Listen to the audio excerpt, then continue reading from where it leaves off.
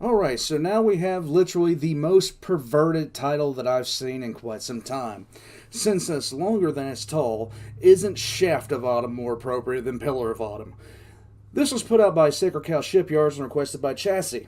Now, one of the things that I was talking about with a friend of mine about 20 minutes ago was the fact that I need to restructure how I approach what I'm doing here. I have been approaching this channel the same way ever since I started it. Ever since this channel had as little as 20 subscribers, I've been approaching it the same way. Well, I no longer have 20 subscribers. And it shocks me how many people that are subscribed to the channel now. It really does. I never anticipated this channel getting above 500, much less the amount that it's actually gotten to. And I can't believe it.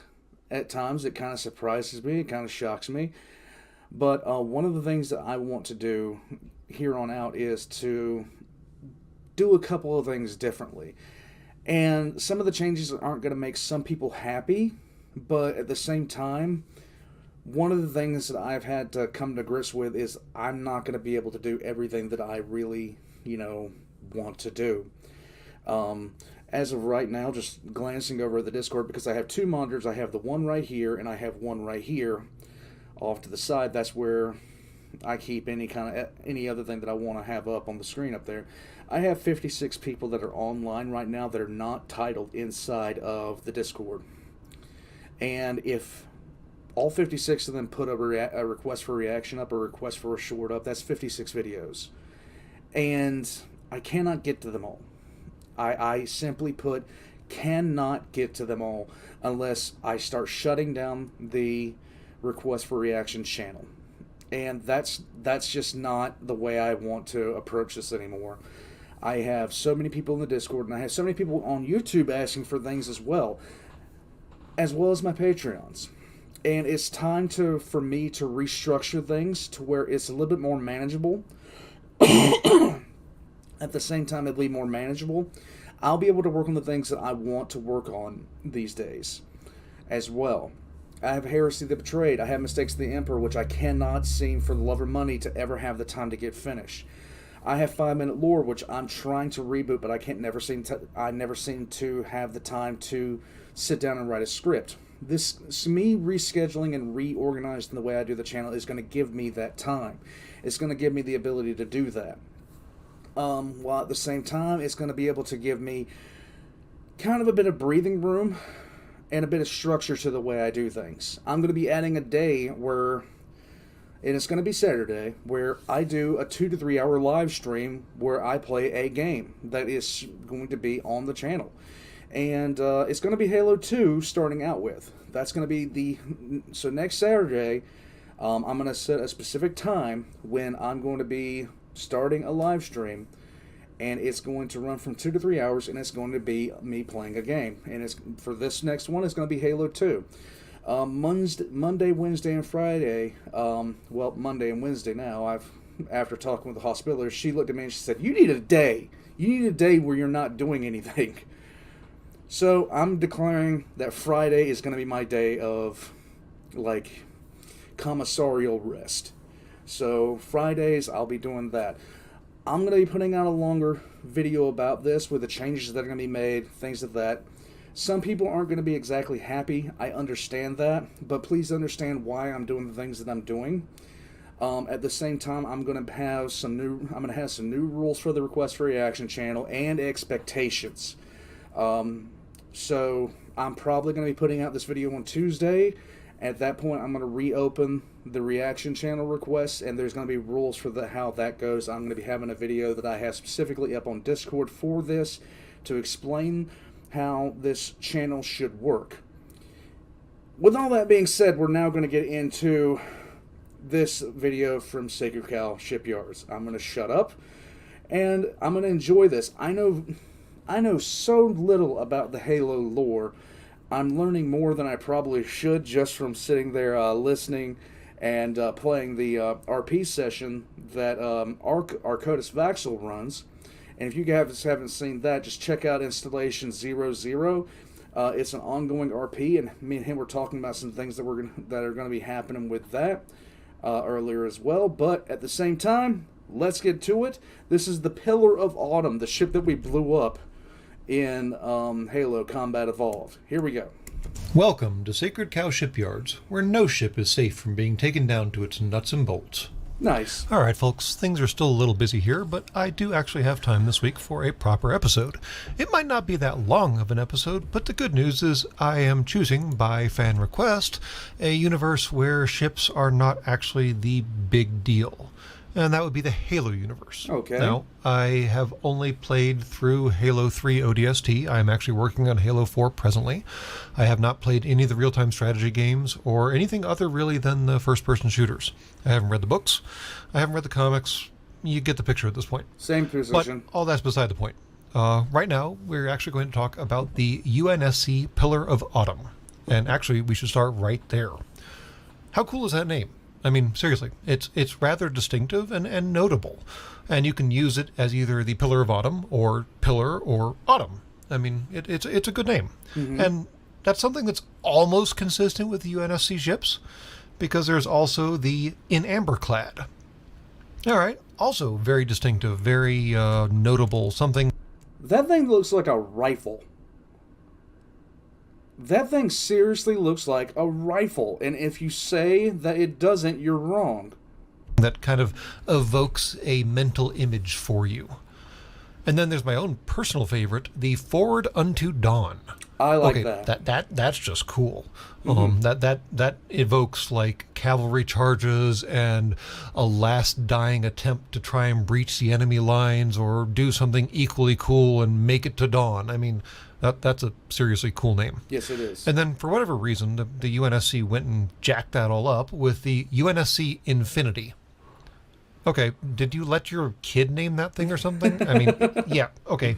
It's the biggest, baddest, most powerful ship the UNSC has ever built, but really? Infinity? That's the best you can do? Come on, guys. And actually, now that we're talking about names, someone take a note and remind me at some point in the future to do an episode on naval traditions, because naming ships is a very important tradition, and it has a lot of other traditions revolving around it. But that's a thing for another episode. Anyways, like I said, we're talking about the Pillar of Autumn today, and put simply... Okay, so the wine bottle ceremony. If you guys didn't know anything about the naval tradition of busting a wine bottle on the hull of a ship, I'm not sure where that tradition comes from. I really don't, but I do know that if you... Now, with the larger ships, traditionally what happens is, especially if they can't get close enough to it, they do this at the launch of the ship. So the person breaks the wine bottle on the hull of the ship, and then they launch the ship. Well, if the wine bottle does not break... If the wine bottle does not break on the hull of the ship, is considered an extremely bad sign. It's considered worse than a bad sign. This is now a doomed ship. And, well, having been in the military and in the Navy myself, sailors are very suspicious creatures back in the day. There was a lot of beliefs. But, yeah... The wine bottle not breaking was a seriously horrible omen to have. This ship is what happens when you tell a capital ship designer to make an A-10 Warthog into a capital ship. It's part of the Halcyon class, and the first 11 ships in that line, including the Pillar of Autumn, were built with this bizarre-ass honeycomb structure inside of them. That's not a really bizarre basically design. Made them damn near invulnerable. They were supposedly capable of still functionally engaging the enemy with over 90% of their armor missing, simply because the entire thing was just one massive collection of pressure compartments and reinforced structure. Mm-hmm. Yeah, you blasted off all the armor, cool, but you gotta cut through all of these miles and miles and miles of frickin' support inside of it. One of the things that people don't really understand is the honeycomb it's such a powerful engineering structure because of how stable it is. But yeah, shutting up. Unfortunately, the frickin' support is why only 11 out of 50 Halcyons have this particular feature. It turns out support is really, really heavy, which makes the ship really, really slow and really, really awkward to maneuver. So the remaining 39 had some indeterminate internal structure that was never clarified at any point that I'm aware of. Also, the entire ship is basically an excuse to put a Mac gun in space. And Mac is the Halo terminology for a magnetic accelerator cannon, or a linear accelerator, or a railgun of ginormous proportions, or anything that takes a very, not small, I guess, car-sized chunk of solid metal and puts it out there at some significant fraction of the speed of light. Nice. Now, the fun thing is it is literally built into the ship. The Mac gun might as well function as the keel of the ship. You have to point the ship directly at whatever you want to shoot with this Mac gun and hope you hit, because there's no real aiming aside from pointing the ship. So, yeah, it's an A-10. It's basically indestructible, and it has a really honking big gun in its nose. Now, it does also have other weapons, including missiles and point defense weapons and coil gun batteries and autocannons, and it carries a whole squadron of fighters and transports and ground assault vehicles, and it can even drop pods directly out of its ventral section and deploy troops directly itself if it wanted to, and it has all kinds of other stuff on board it. Okay, so I'm looking down at the bottom at the specifications. This is the specification for the Pillar of Autumn. It has 800 Marines and 400 ODST. Has the big gun. 8 Mark 33 Spitfire naval coal gun batteries. Sentry autocannon turrets, 6 of those. 32 Archer missile pods and 40 rampant defense guns. It also has 2 cargo dropships, 12 Pelican dropships, 5 longsword fighter bombers, 60 warthogs, and 20 Scorpion tanks, and 216 drop pods. Is, in short, a warship. But actually what we're going to talk about today is the somewhat peculiar design of it. It does kind of resemble what I think a near-future human space vehicle when we have artificial gravity might look like. I mean, let's face it, we tend to be a little brutalistic and a little function over form when it comes to designing things. You saw this a lot, actually, in Babylon 5 with the Omega-class destroyers. Apparently, all designers seem to be of the opinion that it's going to take us humies a little while to figure out how to streamline our ships. And realistically, why would you streamline your ships unless you're doing it for armor purposes? After all, as we've discussed previously, there is no atmosphere in space. And this thing is already armored out the wazoo to begin with, so, I mean, it doesn't really need to worry about sloping armor. But even so, it is kind of interesting to see how the design does allow for things like, batteries to fire past each other, as opposed to the Venator from Star Wars, where all 4 of its side turrets couldn't shoot forward. Only one of them could. In the Pillar of Autumn's case, pretty much every single gun it has can shoot forward simultaneously. Right. Which, again, makes sense, given that you have to point the entire ship at the target to use the Mac gun. Well, while you're charging up the Mac gun, might as well lay into it with everything else you have. This seems to be a good idea. There are some interesting little quirks on it, too. For example, humans, while we do have artificial gravity, do not have gravitic drives in Haloverse. In fact, we seem to rely on the nearly ubiquitous fusion reaction drives that seem to come up in all the science fiction these days. But my larger point is that since it does have normal reaction drives, it does need to, break itself when it's in space. And it accomplishes this not by flipping and burning, but by rather having retro engines built into the forward section of the engine section, basically. It's a good idea, aside from the fact that the engines seem to be pointed directly at some of its batteries.